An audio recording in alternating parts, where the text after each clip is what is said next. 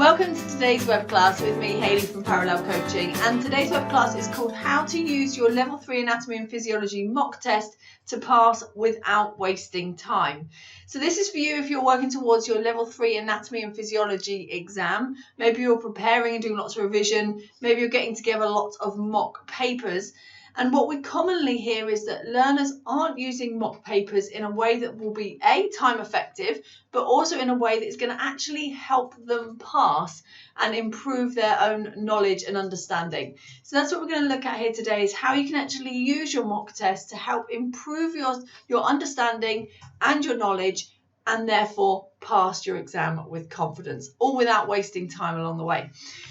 So what we're going to look at today is, first of all, the myth busting that you need lots of different mock test papers.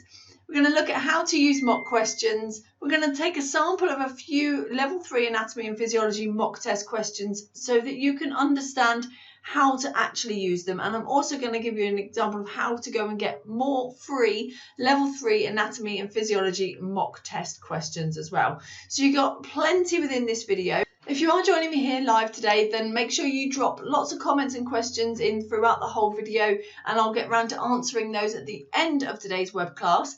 However, if you're watching the recording, then please do still put in your comments and questions and I'll answer them afterwards. So first of all, myth busting. The myth that we hear and what we hear lots of learners ask is that you need lots of different mock test papers in order to pass your exam. And this is absolute BS. It's false. So this is a myth. And what we hear is that learners say they're constantly asking us for more and more mock papers, more and more mock questions.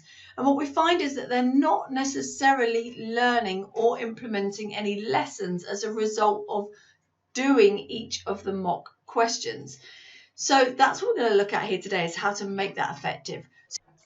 Doing lots of mock test questions will not help you answer the questions better on exam day, and they'll not show you the exact questions or answers for exam day, which is what generally learners are expecting, is that if they do enough mock test questions, then they'll get the ones that will appear on exam day, and it actually just doesn't work like that. They're also not going to teach you what you don't know. If you just blindly go over them, you don't necessarily get any better at learning the knowledge. However, if you do some mock questions in a specific way, which I'll show you in just a moment, then you'll start learning what you do know, which is your strengths. You'll start learning what you need to revise, which are your weaknesses. And you'll start also learning the wording of what to expect on exam day, so you can tweak your exam strategy and you'll know the structure of what to expect. So mock questions are a really good thing to use as part of your whole revision strategy. But alongside, you don't want to do these blindly. You want to go through with a very clear strategy to using them. So here's how not to use mock questions. You don't want to repeat the same questions over and over again, because these are going to end up getting stuck in your brain as fixed answers for fixed questions. And you don't necessarily learn the content or read the exam question properly.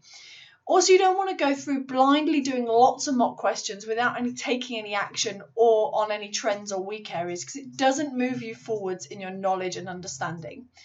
And you also don't want to learn the mock questions hoping that the exact same ones will turn up on exam day, because exams don't work like that. It's not one great big stock of exam questions and then on exam day they just take a few. They will test your knowledge on the same areas and the same topics of information. However, they will be worded differently, and that's what you need to now know the knowledge. So here's how you can use your mock questions. First of all, there are 4 steps to follow. First of all, you want to analyse. So you want to go through and do a mock paper or a section of a mock paper, and then you want to analyse and really look at your answers. And you're looking for clues. You're looking to categorise the things that you got right or wrong. First thing that you want to look for is, did you get it wrong because you didn't understand the question? Now, this would come down to really a case of understanding your exam strategy. How are you breaking down that question? If you got the question wrong because you genuinely didn't know the answer, then it's a chance that you didn't actually understand the knowledge of that area or of that topic. So it shows you your weaker areas that you can then go and work on. So you've got these 3 different categories you can use, 2 of which relate to exam strategy, 1 of which relates to knowledge. And you want to look through all your answers and see them as clues so that you can find out what areas you need to work on. And then step 2 is to devise a strategy. So you can practice a new exam strategy that helps you read the questions properly and also helps you understand that question, helps you understand what is genuinely being asked of you. And then you want to go into step 3, which is about learning and revising the weaker areas. So if your knowledge highlighted that you need to focus on the heart and circulatory system, or you need to focus on muscles, then you want to go and look and learn more about that area so that you can then understand it and answer all the other mock questions and your final exam, and therefore lead to step 4, passing your exam. So they're the 4 steps. Very, very straightforward. And it's not a case of blindly doing the mock questions, but taking your time to analyse and then devise yourself a strategy that highlights your weaker areas and your stronger areas, and then uses those to your advantage. Okay, so let's now go and have a look at some mock questions. These are available to download, which I'll give you a link for at the very end. So as part of this, you'll see that as we scroll down, what we're looking for is that there are 8 modules within this section. And as you go down through, each of these 8 modules is reflected in each section. So what you can do is you can literally take 8 questions at a time. And as you take those 8 questions, you can then highlight which topics or which modules are your stronger or weaker areas. So this would relate to knowledge in particular. Then you can also go back through and have a look at the wording. Was it the fact that you got that wrong because the wording is more complicated than on others? So let's just take a look at a couple of questions so that you can understand how to go about answering these questions. So you see this one on question 1. So section 1, question 1. What are the valves that prevent backflow of blood between the chambers of the heart called? And then it's got a very straightforward A, B, C or D answer.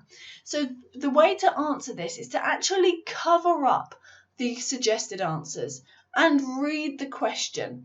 Read it really carefully and extract what you do know about that question straight away. So what are the valves that prevent backflow of blood between the chambers of the heart? So you're looking at valves. It has to be a type of valve, and there are 2 types of valves in the heart. You've got atrioventricular and you've got semilunar. So then you know it's got to be one of those. And between the chambers of the heart, they are called atrioventricular valves. So then you uncover the answers and you can see that A is atrioventricular. So that's one way of showing you that when you break down the question and really read it, you don't have to get flummoxed. You can literally just break it down and extract the information you already know. We'll take one more from here. So let's have a look at question 4. Now the question 4 is which joint is capable of pronation and supination? So you might know what pronation and supination is. So pronation is when you're going to have your hand face down, and supination is when your hand is face up, so like holding a bowl of soup. So you've got this joint action. Now, if you know what that is, you can physically do it in your body, and then you can relate that to the answers that are listed, so the suggested answers that are on screen. However, if you don't know what that joint action is, if you can't remember it, if you can't extract that information, then make sure you write down that you struggled with that knowledge. Remember, this is a mock paper, so you can use this to learn that actually I need to go back and understand more about joint actions, in particular pronation and supination. In this case, the answer is radio-ulnar because it's the 2 bones in the forearm, and they allow us to glide alongside each other to allow us to have pronation and supination. So yeah, C, radio-ulnar.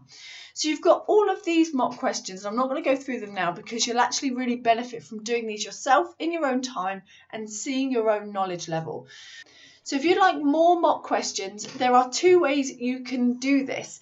So first of all is to download the 48 mock questions that I had in front of me just a moment ago. So you can download these by clicking the link that is with this video, and you'll get 48 level 3 anatomy and physiology mock questions. They are mapped to leading awarding bodies including YMCA, Active IQ, VTCT. So these are all very similar questions to what may come up in your actual exam, but most importantly they give you chance to practice on each of the topics and see which topics are an area that you're either weak at or stronger at, and this will help devise you a learning strategy moving forwards.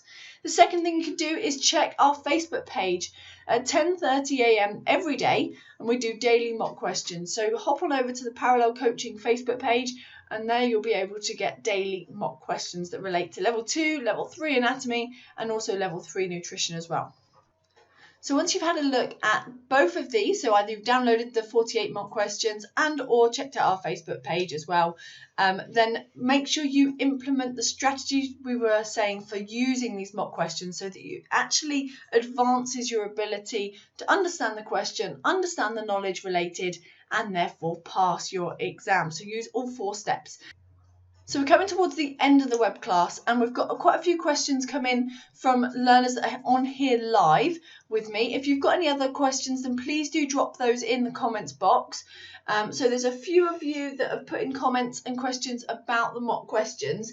So Dave was saying that he's done lots of mock questions and he's still getting really stumbled on long words and sort of understanding the actual question. So this is really common actually, and a lot of people get sort of flummoxed by long words, or they look at the question and they kind of freak out a bit, and this is that exam anxiety. So it's good that you've noticed that, Dave. That's the first thing I'd say, is that it's really good that you've gone through and you've noticed that the things that throw you most is the wording, because that's something you can practice and it's something you can learn to really break down every step. And actually something we teach within our Revision Mastery Bootcamp is the King's Formula, which would really, really help you. And I know you're already on our Revision Mastery Bootcamp, so check out our King's Formula, because that's going to allow you to break down each of the questions. And as you break down each question, you're therefore less sort of anxious by the question itself as well. Also, another question from Maria, and Maria was saying that she doesn't know where to start with all of her mock questions. So by the sounds of it, Maria, you sort of aren't sure where to start, and hopefully now that you've seen that we've got those downloadable ones, you'll be able to get started on those. And obviously I think you put that comment in before I've shared with you the 4 steps, so that's where to start. Go through and do the 4 steps for a selection of mock questions, and don't do loads at once. Just sort of do 8 or 10 at a time to highlight your main weaker and stronger areas. And Alison has joined us as well, and Alison is saying that she finds that she ends up getting hung up on the specific content of each question, and as a result of hanging up on every question, I've seen this before with a lot of learners, and actually they message us or they go through these different questions backwards and forth, whereby they're trying to understand each question and then they go and do another question, and then they have to go and learn that topic. It's actually a sign of the bigger knowledge that needs to be checked out. So, for example, if you have the question about the atrioventricular valves that we had a moment ago, when you've got that question, that doesn't mean that you only need to revise now about atrioventricular valves if you got it wrong. It's actually that you need to revise more about heart and circulatory system as a whole. So use it more globally rather than looking at the individual small little detail, because it will show you much more about your understanding globally, and that's going to help you hugely for your exam. Remember, the same questions don't come up. Fantastic. And then Sally on here is saying that will this work for you? Yes, the 4 steps will definitely work for you. Yes, it's water wet, definitely. So it will 100%. These 4 steps, I've seen it work with loads of different learners, all from different backgrounds, all from different strengths and weaknesses in their revision. And the 4 steps work because it's specific to you. You're analysing what you've delivered, what you've done in that mock paper, and therefore you're making sure that you're able to sort of patch that in and do your own learning and revision to improve on your weaker areas. Perfect. Okay, great. So if you do have any other comments or questions, please do drop those in. If you're watching the recording, obviously you can still put in your comments and questions underneath as well. My question for you though is, what is your biggest takeaway from this video? So what has been the biggest thing that's made you go, oh, I'm going to use that? What is the thing you're going to go and implement?